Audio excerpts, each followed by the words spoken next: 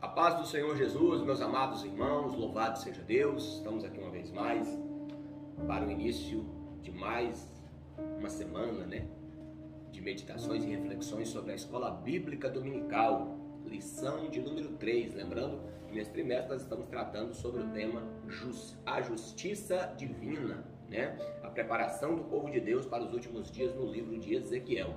E hoje nós vamos iniciar nossas meditações sobre a lição de número 3, as abominações do templo, que tem como texto áureo, e disse-me: filho do homem, vês tu o que eles estão fazendo? As grandes abominações que a casa de Israel faz aqui, para que me afaste do meu santuário? Mas verás ainda maiores abominações. Meu Deus, Ezequiel capítulo 8, versículo 6. E a verdade prática diz: o lugar mais sagrado da terra santa se tornou centro das abominações, e isso serve como prenúncio da apostasia generalizada dos últimos tempos. Lembrando que as abominações sempre estavam relacionadas a questões de idolatria.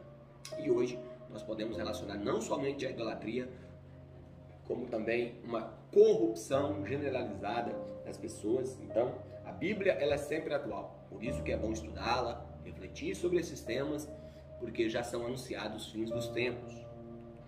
A nossa leitura bíblica em classe, eu não vou ler, tá? Mas está em Ezequiel, capítulo 8, versículos 5, 6, do 9 ao 12, o versículo 14 e o versículo 16. Tá? Então vocês meditem em casa com preparação já para esta aula. Tá bem? A nossa leitura diária de hoje, segunda-feira, está no livro de Ezequiel, no capítulo de número 23, dos versículos 37 ao 39, que diz assim: porque adulteraram, e sangue se acha nas suas mãos. Com os seus ídolos adulteraram, e até os seus filhos, que de mim geraram, fizeram passar pelo fogo para os consumirem. E ainda isto me fizeram: contaminaram o meu santuário no mesmo dia e profanaram também os meus sábados.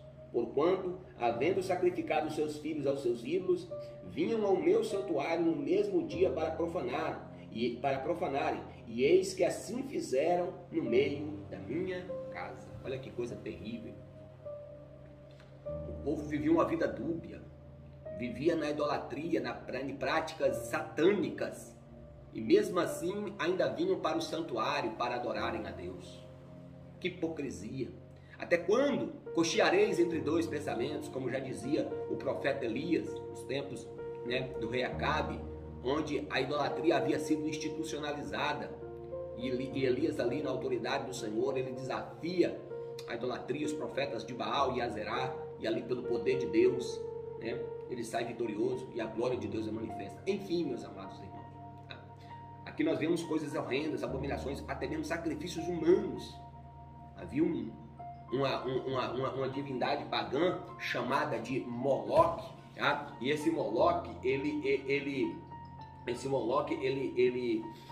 era uma estátua, um demônio, na verdade, que no estômago dele tinha um forno, e nesse forno era colocadas as crianças para serem sacrificadas.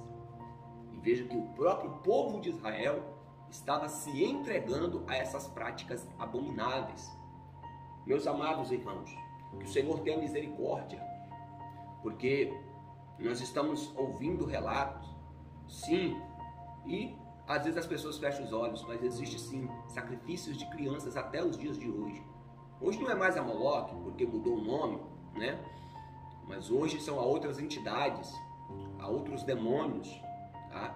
Que na verdade é o mesmo, só muda o nome. Então nós devemos, irmãos, estar atentos. Nós estamos em meio a uma batalha espiritual, e nós, como povo de Deus, nós temos que zelar pela pureza da casa de Deus, pela pureza dos princípios de Deus, da palavra do Senhor. Louvado seja o nome do Senhor para sempre e eternamente. Aleluia. Meus irmãos, a introdução da nossa lição diz: a literatura apocalíptica se caracteriza pela presença de símbolos, sonhos e visões. O livro de Apocalipse é um exemplo claro desse modelo literário.